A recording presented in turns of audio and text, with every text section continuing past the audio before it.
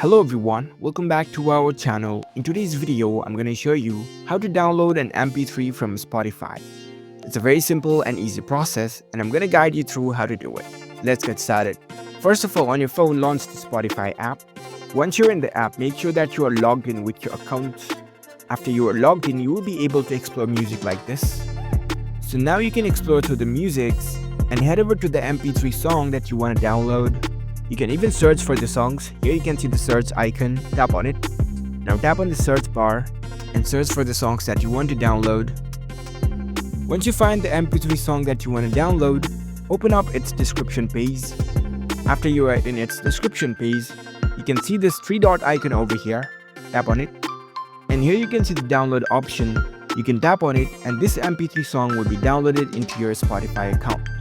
But for that, you need to have the premium subscription of your Spotify account.